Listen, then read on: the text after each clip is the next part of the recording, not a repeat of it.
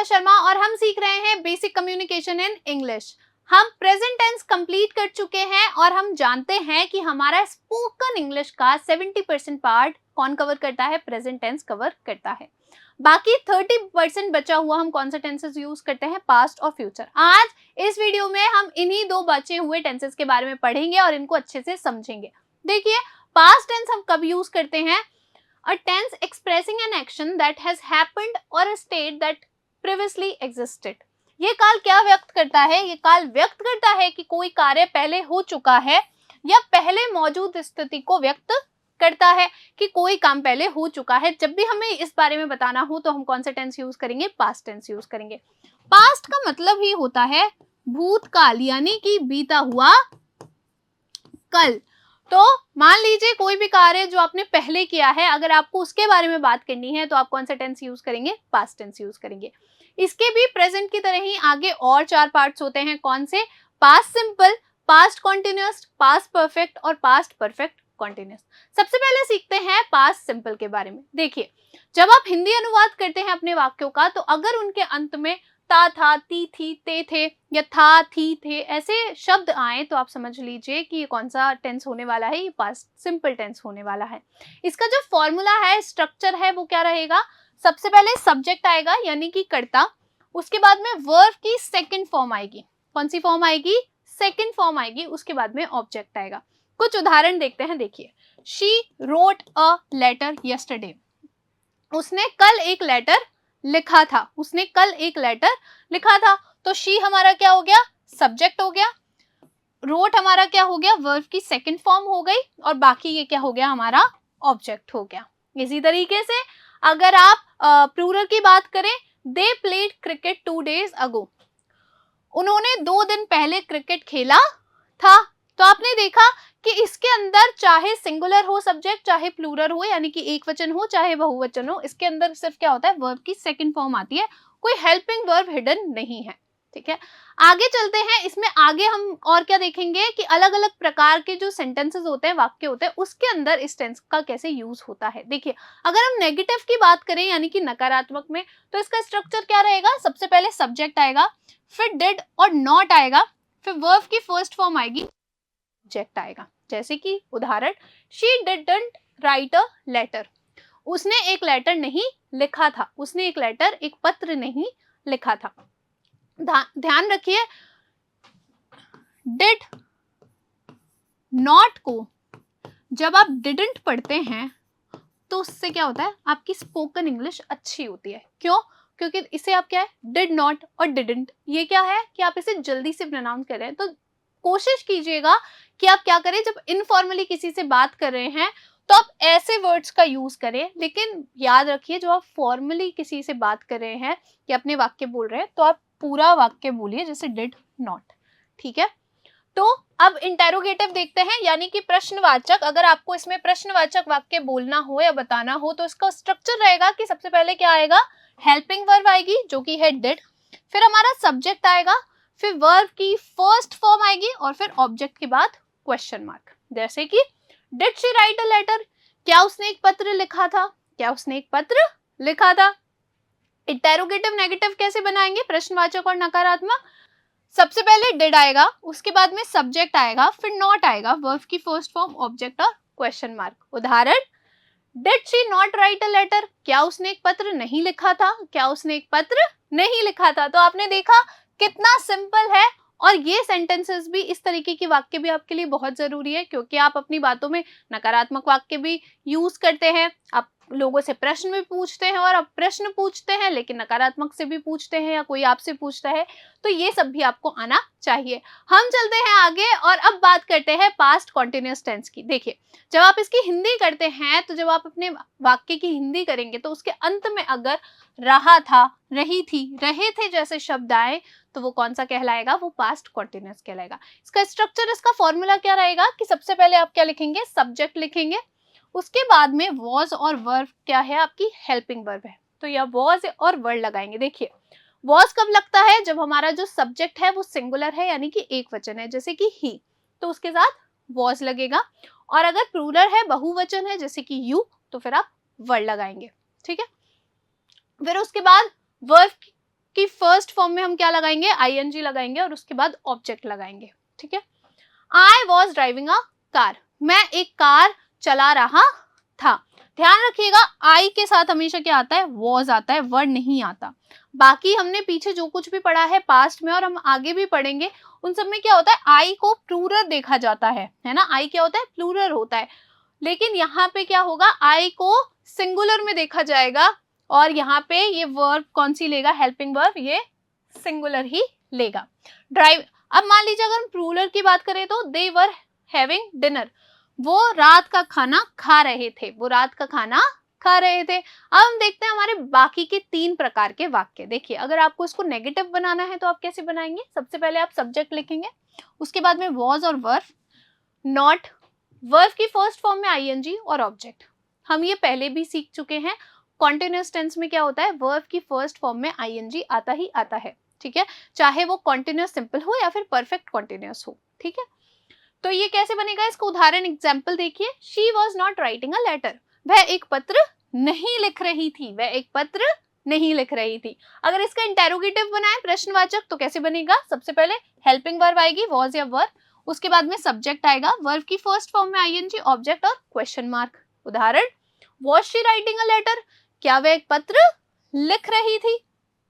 Interrogative negative कैसे बनाएंगे, helping verb सबसे पहले, was verb, subject not, verb की फर्स्ट फॉर्म में आईएनजी, ऑब्जेक्ट और क्वेश्चन मार्क। कैसे, उदाहरण, was she not writing a letter, क्या वो एक पत्र नहीं लिख रही थी। तो देखा आपने कितना सिंपल है। आगे बढ़ते हैं, हमारा अगला है पास्ट परफेक्ट। मैंने आपको बोला था कि परफेक्ट का मतलब ही क्या होता है, एकदम सही, एकदम बढ़िया। तो पास्ट परफेक्ट में भी क्या होगा, जो काम आप पहले कंप्लीट कर चुके हैं पास्ट में, उसके लिए हम पास्ट परफेक्ट टेंस यूज करेंगे, ठीक है। देखिए जब आप इसकी हिंदी करते हैं तो अगर ऐसे वर्ड्स आए, चुका था, चुकी थी, चुके थे जैसे शब्द आए, तो ये क्या हो जाएगा, पास्ट परफेक्ट हो जाएगा। इसका स्ट्रक्चर फॉर्मूला क्या रहेगा, सबसे पहले आप सब्जेक्ट लिखेंगे, फिर आप हैड के साथ वर्ब की थर्ड फॉर्म लगाएंगे और उसके बाद आप ऑब्जेक्ट लिखेंगे। आपने ध्यान दिया होगा जब भी हमने परफेक्ट टेंस पढ़ा है हमने क्या किया है, वर्ब की थर्ड फॉर्म का यूज किया है, ठीक है। एग्जाम्पल, उदाहरण देखिए, she had written a letter, she had written a letter, वह एक पत्र लिख चुकी थी, वह एक पत्र लिख चुकी थी। They had gone for a walk, वो एक वॉक पर जा चुके थे, वो टहलने के लिए जा चुके थे। अब इसके 3 और प्रकार के वाक्य देखिए। अगर आपको नेगेटिव बनाना हो तो सब्जेक्ट आएगा कर्ता, फिर हेल्पिंग वर्ब हैड, फिर नॉट, फिर वर्ब की थर्ड फॉर्म और ऑब्जेक्ट। उदाहरण, she had not written a letter, वह एक पत्र नहीं लिख चुकी थी। इंटेरोगेटिव बनाना हो तो सबसे पहले हैड लिखेंगे, हेल्पिंग वर्ब, फिर सब्जेक्ट, फिर वर्ब की third form, object plus question mark. उदाहरण देखिए, had she written a letter, क्या वह एक पत्र लिख चुकी थी। इंटेरोगेटिव नेगेटिव कैसे बनाएंगे, हैड, सब्जेक्ट, नॉट, वर्ब की third form, object plus question mark. कैसे, had she not written a letter, क्या वह एक पत्र नहीं लिख चुकी थी। तो देखा आपने कितना सिंपल है। हम आगे बढ़ते हैं, हमारा आखिरी है पास्ट का part, past perfect continuous tense. देखिए इसके अंत में कैसे शब्द आते हैं, रहा था, रही थी, रहे थे जैसे शब्द आते हैं, लेकिन समय के साथ। ये हमने प्रेजेंट में भी देखा था कि वर्ड्स तो कॉन्टिन्यूअस वाले ही रहते हैं, लेकिन उसके साथ क्या जुड़ जाता है, समय जुड़ जाता है, ठीक है।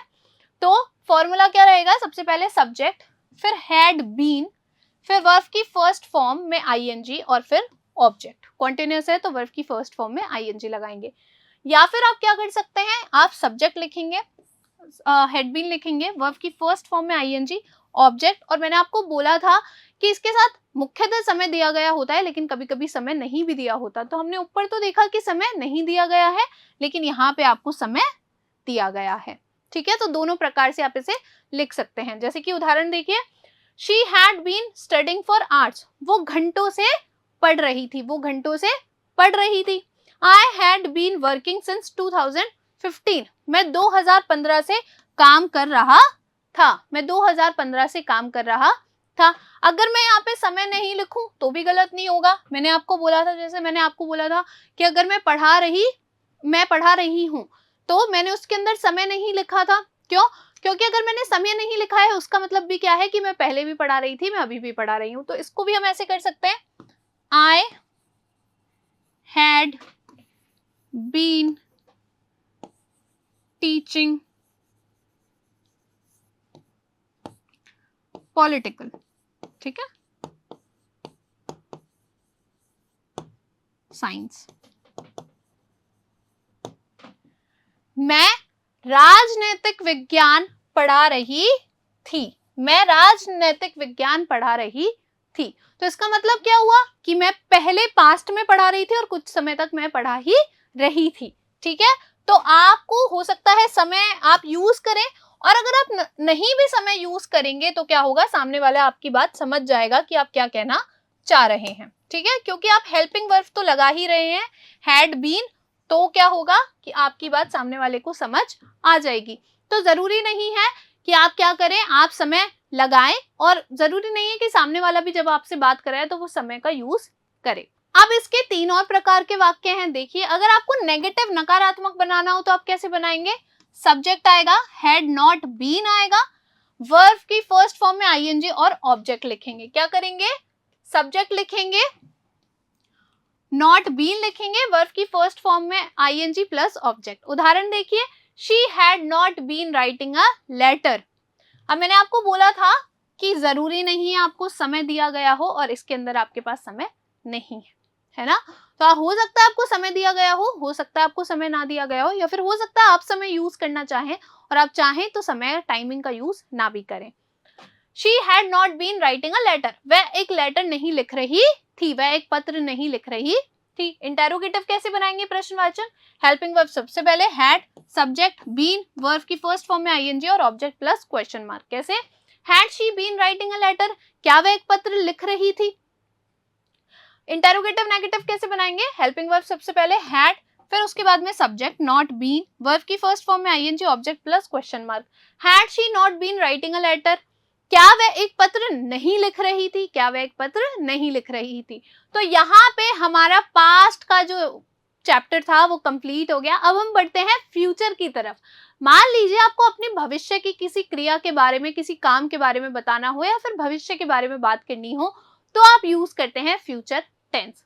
देखिए, a tense expressing an action that has not yet happened और a state that does not yet exist. ये काल क्या बताता है, ये व्यक्त करता है कि कोई क्रिया अभी नहीं हुई है, अभी नहीं हुई है या अस्तित्व में नहीं है, और भविष्य में हो सकती है या होगी, भविष्य में हो सकती है या होगी। तब आप किसका यूज करते हैं, तब आप फ्यूचर टेंस का यूज करते हैं। इसके भी प्रेजेंट और पास्ट की तरह 4 पार्ट्स हैं। कौन कौन से, future simple, future continuous, future perfect और फ्यूचर परफेक्ट कॉन्टिन्यूअस। हम शुरू करते हैं फ्यूचर सिंपल से। देखिए, जब हिंदी में आप इसका अनुवाद करें और हिंदी के अंत में आपके पास ऐसे शब्द आए, गा, गी, के जैसे शब्द आए, तो ये कौन सा हो जाएगा, फ्यूचर सिंपल हो जाएगा। इसका फॉर्मूला देखिए, सबसे पहले सब्जेक्ट आता है, उसके बाद विल और शैल आता है, उसके बाद में वर्ब की फर्स्ट फॉर्म आएगी और ऑब्जेक्ट आएगा। ध्यान रखिए, विल और शैल। देखिए, पहले क्या होता था कि आई और वी के साथ हम क्या यूज करते थे, शैल यूज करते थे। ठीक है, ये एकदम पक्के पक्के थे कि इन दोनों के साथ यही आएगा, और बाकी सबके साथ, रेस्ट के साथ क्या आता था, बाकी सब बचे हुए के साथ विल आता था। ठीक है, लेकिन धीरे धीरे समय बदला, हम मॉडर्न जमाने में आए, अब क्या हो गया है, आई किसके साथ मिल गया है, आई मिल गया है विल के साथ। तो आप क्या करते हैं, अब आप करते हैं कि आप आई के साथ विल का यूज करते हैं। आप शैल का यूज भी कर सकते हैं और आप विल का यूज भी कर सकते हैं, दोनों ही गलत नहीं है। औपचारिक रूप से भी और अनौपचारिक रूप से भी किसी भी तरीके से आप आई के साथ विल लगा सकते हैं। तो ध्यान रखिएगा कि आई किसके साथ आ सकता है, विल शैल दोनों के साथ आ सकता है, और वी के साथ सिर्फ क्या आएगा, शैल आएगा, और बाकी जितने भी बचे हुए आपके नाउन, प्रोनाउन, सब्जेक्ट हैं, उन सबके साथ क्या आएगा, विल आएगा। ठीक है, वर्ब की फर्स्ट फॉर्म आएगी और ऑब्जेक्ट आएगा। उदाहरण देखिए, I will go to the park, मैं पार्क में जाऊंगा, मैं पार्क में जाऊंगा। I shall go to the park, मैं पार्क में जाऊंगा। ये दोनों ही वाक्य क्या हैं, आपके सही हैं। He will buy you chocolates, वह तुम्हें चॉकलेट दिलाएगा, वह तुम्हें चॉकलेट, तुम्हारे लिए चॉकलेट्स खरीदेगा, तुम्हें चॉकलेट्स दिलाएगा। दे विल कम होम, वह घर आएंगे, वह घर आएंगे। तो आपने देखा कि यहाँ पे जो दे है वो भी क्या है, प्लूरल है, वो भी बहुवचन है, लेकिन उसके साथ भी क्या आएगा, विल आएगा। तो अब शैल के पास सिर्फ क्या बच गया है, वी बच गया है। ठीक है, आगे चलते हैं और अब देखते हैं नेगेटिव इंटेरोगेटिव, इंटेरोगेटिव नेगेटिव वाक्य। देखिए, अगर आपको नकारात्मक वाक्य बनाना है तो आप कैसे बनाएंगे, सबसे पहले सब्जेक्ट लिखेंगे विल और शैल, फिर नॉट वर्ब की फर्स्ट फॉर्म में के साथ ऑब्जेक्ट। देखिए, she will not write a letter, वह एक पत्र नहीं लिखेगी, वह एक पत्र नहीं लिखेगी। इंटेरोगेटिव बनाना है तो विल शैल सबसे पहले, फिर सब्जेक्ट, वर्ब की first form object plus question mark. कैसे, उदाहरण, will she write a letter, क्या वह एक पत्र लिखेगी, क्या वह एक पत्र लिखेगी। इंटेरोगेटिव नेगेटिव बनाना है तो विल शैल सबसे पहले, सब्जेक्ट, नॉट, वर्ब की first form, object plus question mark. Will she not write a letter, क्या वह एक पत्र नहीं लिखेगी, क्या वह एक पत्र नहीं लिखेगी। यहाँ पे हमारा फ्यूचर सिंपल कंप्लीट हो गया। अब बढ़ते हैं फ्यूचर कॉन्टिन्यूअस टेंस की तरफ। ध्यान रखिएगा, कॉन्टिन्यूअस में क्या होता है, वर्ब की फर्स्ट फॉर्म में आईएनजी जाता है। जब आप हिंदी में बात कर रहे हैं फ्यूचर टेंस के अंदर, तो उसके अंत में कैसे शब्द आता है, रहा होगा, रही होगी, रहे होंगे, यानी कि उस समय वो क्या कर रहा होगा। इसके बारे में हम किस में बात करते हैं, फ्यूचर कॉन्टिन्यूअस में बात करते हैं। देखिए, स्ट्रक्चर फॉर्मूला क्या रहेगा, सबसे पहले सब्जेक्ट विल शैल, फिर बी लगा देंगे, वर्ब की फर्स्ट फॉर्म में आईएनजी और ऑब्जेक्ट। ठीक है, उदाहरण, he will be writing a letter, वह एक पत्र लिख रहा होगा, वह एक पत्र लिख रहा होगा, यानी कि अभी उसने नहीं लिखा है, पहले उसने नहीं लिखा है, लेकिन वो फ्यूचर में लिखेगा। They will be going on a vacation, वह एक वेकेशन पे जा रहे होंगे, वह एक वेकेशन पे छुट्टियां मनाने के लिए जा रहे होंगे।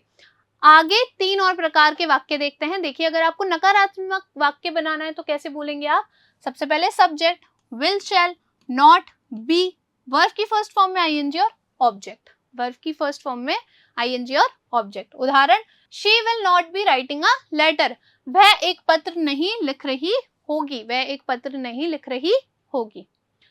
विल अगर आपको इंटेरोगेटिव बनाना है तो will shall, subject be, verb की फर्स्ट फॉर्म में आईएनजी और ऑब्जेक्ट प्लस क्वेश्चन मार्क। उदाहरण, will she be writing a letter, क्या वह एक पत्र लिख रही होगी। इंटेरोगेटिव नेगेटिव बनाना है तो will shall, subject, not, be, verb की फर्स्ट फॉर्म में आईएनजी, ऑब्जेक्ट और क्वेश्चन मार्क। कैसे, will she not be writing a letter, क्या वह एक पत्र नहीं लिख रही होगी, क्या वह एक पत्र नहीं लिख रही होगी। तो यहाँ पे हमारा फ्यूचर कॉन्टिन्यूअस टेंस कंप्लीट हो गया। अब हम चलते हैं परफेक्ट की तरफ। देखिए, अगर आप हिंदी में अंत करें अपने वाक्यों का तो कैसे वर्ड आएंगे, चुका होगा, चुकी होगी, चुके होंगे जैसे शब्द आएंगे। मैंने आपको परफेक्ट के लिए बताया कि क्या है, कोई काम पूरा हो चुका है तब हम परफेक्ट का यूज करते हैं। यहाँ पे परफेक्ट का यूज किस सेंस में हो रहा है कि किस समय तक, आगे फ्यूचर में उस समय तक वो काम कंप्लीट कर लेगा। क्या कर लेगा, आगे फ्यूचर में कोई काम जब कंप्लीटेड होगा, यानी कि किस समय तक फ्यूचर में कोई काम कंप्लीट हो जाएगा, तब आप किसका यूज करेंगे, परफेक्ट टेंस का यूज करेंगे, फ्यूचर परफेक्ट टेंस का यूज करेंगे। इसका फॉर्मूला क्या है, देखिए, सबसे पहले आपके पास है सब्जेक्ट, उसके बाद में विल शैल, उसके बाद में हैव, वर्ब की थर्ड फॉर्म और ऑब्जेक्ट। एग्जाम्पल्स, उदाहरण देखिए, दे will have gone on a vacation, वह एक वेकेशन पे जा चुके होंगे, वह एक वेकेशन पे जा चुके होंगे। He will have written a letter, वह एक पत्र लिख चुका होगा, वह एक पत्र लिख चुका होगा। तो फ्यूचर में क्या होगा कि पत्र लिखने का काम समय से पूरा हो चुका होगा। आगे चलते हैं और तीन प्रकार के वाक्य। नेगेटिव बनाना है तो subject will shall, not, have, verb की थर्ड फॉर्म, ऑब्जेक्ट। देखिए example, she will not have written a letter, वह एक पत्र नहीं लिख चुकी होगी, वह एक पत्र नहीं लिख चुकी होगी। इंटेरोगेटिव प्रश्नवाचक बनाना है तो will shall, subject, have, verb की third form, object plus question mark. उदाहरण, will she have written a letter, क्या वह एक पत्र लिख चुकी होगी, क्या वह एक पत्र लिख चुकी होगी।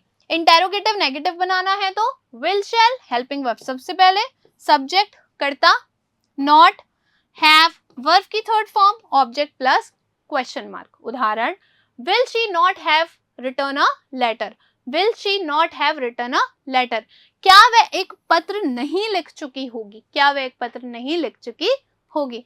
अब हम चलते हैं हमारे अगले और आखिरी टेंस पे, जो कि है फ्यूचर परफेक्ट कॉन्टिन्यूअस टेंस। इसमें भी क्या होता है, आपको फ्यूचर कॉन्टिन्यूअस की तरह ही रहा होगा, रही होगी, रहे होंगे जैसे शब्द आते हैं, लेकिन किसके साथ, समय के साथ। किसके साथ, समय के साथ। इसमें भी मैंने आपको बोला था पास्ट में भी प्रेजेंट में भी कि क्या होता है, समय हो सकता है हो और हो सकता है ना भी हो। आप चाहें तो यूज करें, आप चाहें तो ना भी यूज करें, ठीक है।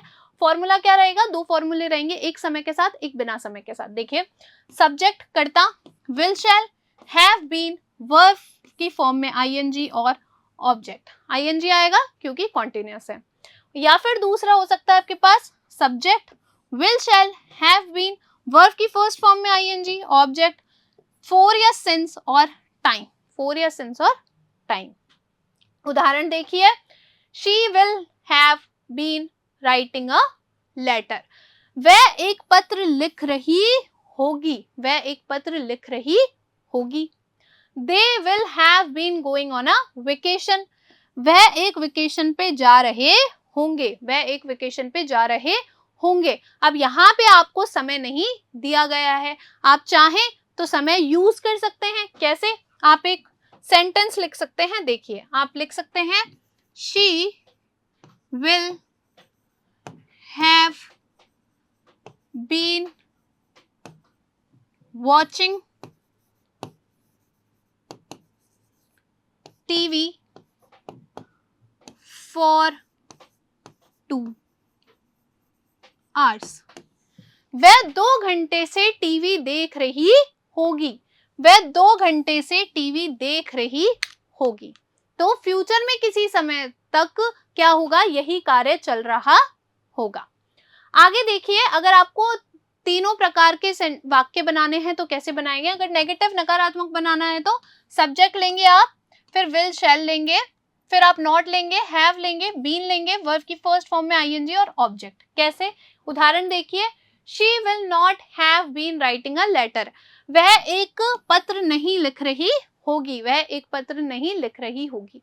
तो आपने देखा कि कॉन्टिन्यूअस और परफेक्ट कॉन्टिन्यूअस को जब आप बोलते हैं तो उसमें ज्यादा अंतर नहीं होता है, उसमें ज्यादा अंतर नहीं होता है। यह आपके समझने की बात होती है, क्योंकि जब आप बोल रहे हैं तो सेंटेंस जो वाक्य है वो दोनों ही प्रकार का सेम ही रहता है।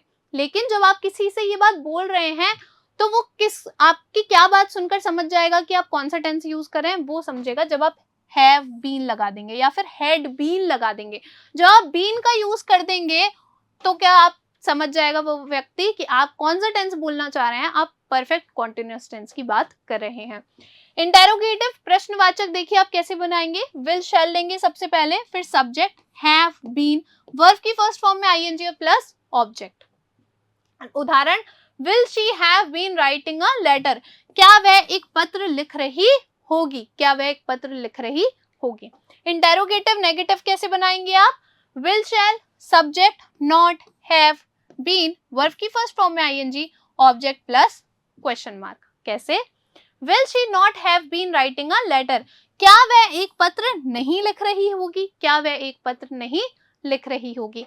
तो यहाँ पे हमारे सभी टेंसेस कंप्लीट हो गए। आई होप आपको अच्छे लगे होंगे और आपको अच्छे से समझ में भी आए होंगे। अगर आपको कोई भी डाउट है तो आप नीचे कमेंट सेक्शन में लिख सकते हैं। अगर आप चाहते हैं कि मैं आपको ब्लैंक साइट पे एक बार वापस से ये सारे टेंसेस पढ़ा दूं, आप वो भी मुझे बता सकते हैं। हम एक छोटे से वीडियो के अंदर बाकी कोशिश करेंगे ये तीनों प्रकार के टेंसेस जो हैं वो कवर कर लें बहुत ही शॉर्ट टाइम में, जिससे क्या है आपका रिवीजन हो जाए और आपको और अच्छे से समझ में आ जाए कुछ और एग्जांपल्स के साथ।